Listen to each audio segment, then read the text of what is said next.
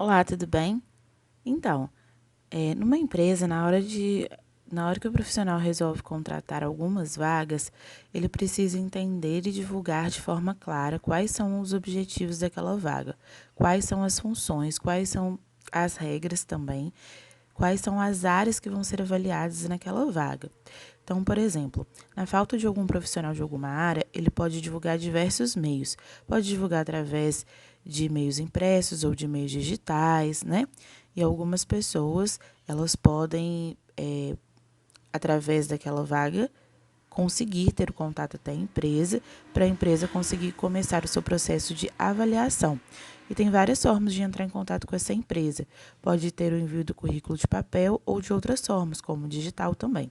Após esse período, começa o período de recrutamento e seleção. Pode ter uma fila extensa, e aí você pode fazer perguntas, uma entrevista, para poder avaliar quais são as pessoas, como se fosse fazer uma peneira. Então, tem os currículos. Através desses currículos, você vai ver a formação da pessoa, se ela atende às expectativas da empresa, ou se se ainda falta alguma qualificação que exige no cargo. Depois desse período, que é após o período da triagem, né? Você pode selecionar as pessoas e ver quais que você vai manter, quais aquelas que não vão atender a vaga, e aí você pode chamá-las para um outro processo. Então, tendo essa primeira parte da entrevista, você consegue ter um outro processo para poder fazer uma avaliação para ver se atende ou não as expectativas da empresa. E aí depois você consegue ter as discussões. Depois que você tem aprovação, você pode discutir o salário, pode ver, também explicar as razões, né? Dar um feedback para aquela pessoa, caso ela passe, caso ela não passe.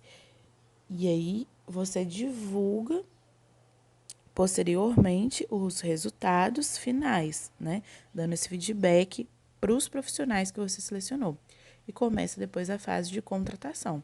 Depois da fase de contratação, numa próxima semana, por exemplo, você pode ligar para os funcionários, falar, olha, você passou, né, na entrevista, agora eu vou na entrevista, semifinal da entrevista. E aí você pode marcar com um chefe superior para ver com ele as questões éticas, a questão do comportamento, se o chefe direto daquele profissional vai adequar, vai atender ao que se pede nesse processo de seleção. E finalizado essa parte, né, você vai observar se é seguro que aquela pessoa preencha aquela vaga, se ela vai aceitar a remuneração também, e os benefícios que a empresa pode oferecer, como ônibus, transporte, alimentação, alguma bolsa de estudos, né?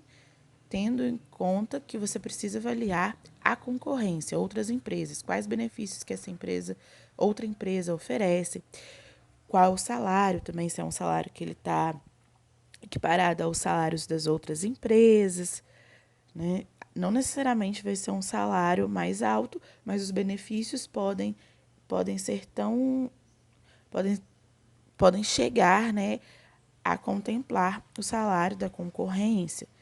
E aí, após essa fase, você pode, enfim, começar a sua contratação e o funcionário começar a trabalhar na empresa, começar a ter uma qualidade no trabalho também, tanto no cargo de gerência, nos departamentos.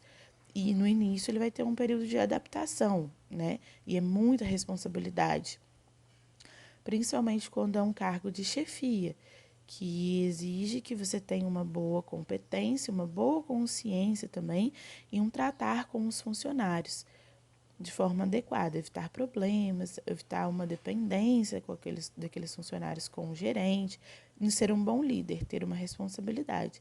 Ali você tem uma boa contratação. Então, o RH ele precisa avaliar todas essas etapas e também avaliar depois, quando aquele funcionário está logo no início da empresa, também é importante de se avaliar, para poder ter um processo completo.